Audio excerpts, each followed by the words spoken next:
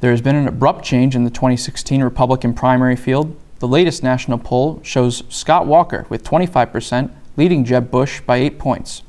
NBC, along with the Associated Press, did a joint interview of Governor Walker and his campaign staff.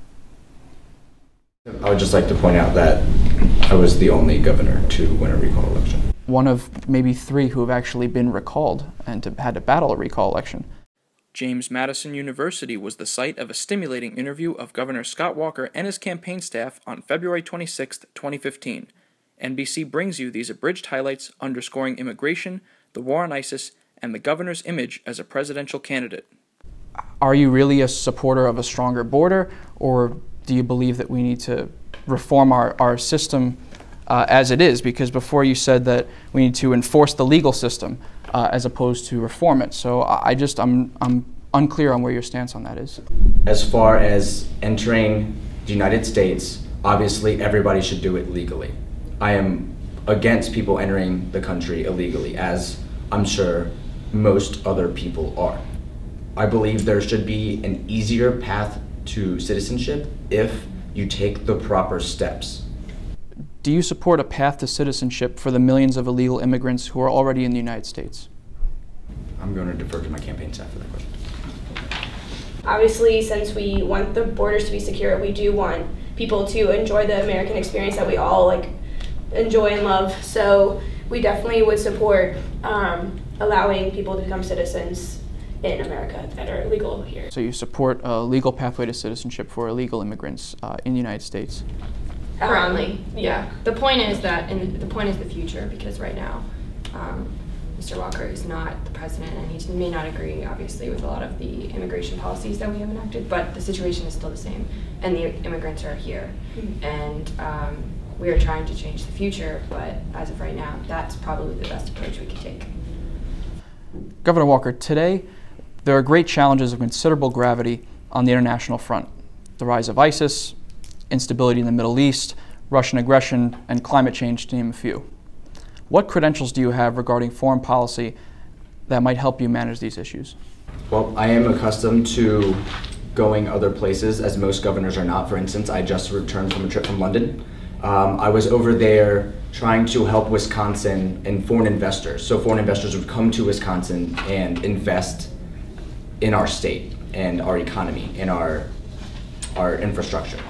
As far as other issues such as ISIS, for example, nobody is completely prepared to answer a question like that without knowing all the details. And because I'm not the president, I don't know every detail to that situation. Like he was saying, we don't really know all of our possibilities because we're not in the White House right now. It's far too difficult to kind of understand what approaches we could take to the situation until we get there, but strong leadership is a key, and he's made that clear. Is it safe to say that once you get all that information, you could arrive at the same conclusion that President Obama did? Obama has not taken a strong stance on the issue, which is the main thing that I disagree with. I believe that the president should take a strong stance and be decisive. So, like my campaign staff said, we do not look weak. You think that thousands of airstrikes are not a strong stance? Airstrikes are very broad, they're very general. Yes, drones can be accurate.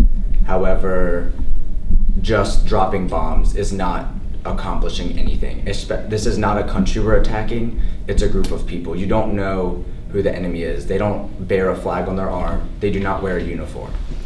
ISIS is a different kind of organization where territory is extremely important for them, reestablishing the caliphate. So one could say that they do have borders and they do have flags flying. Again, I have to ask, how are airstrikes not helpful? They're not internationally recognized. They do not have any borders. On your trip to London, when asked about your beliefs regarding evolution, you replied, quote, "I'm going to punt on that one," end quote, and then remarked, quote, "That's a question a politician shouldn't be involved in one way or the other," end quote. Multiple polls showed that between 97 and 99% of scientists believe in evolution, and you're the only candidate running who is not in possession of a college degree.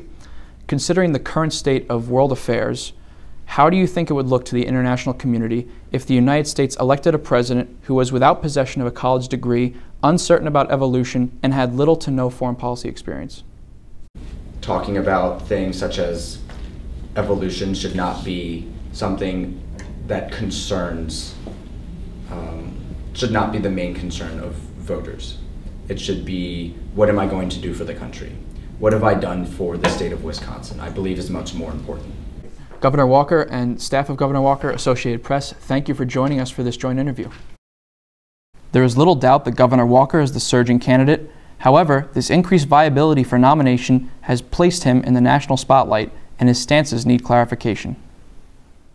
He stated his support for a pathway to citizenship for illegal immigrants, but also uses strong rhetoric speaking out against amnesty, appearing to be a political play to the far right. His comments on foreign policy accentuate his lack of experience in world affairs. While there are concerns about Governor Walker, he is in the lead, and with his combined support of the establishment and the base, we're likely to see a lot more of him. While it's still very early, the 2016 race is changing every day. For NBC, I'm Harry Zahn.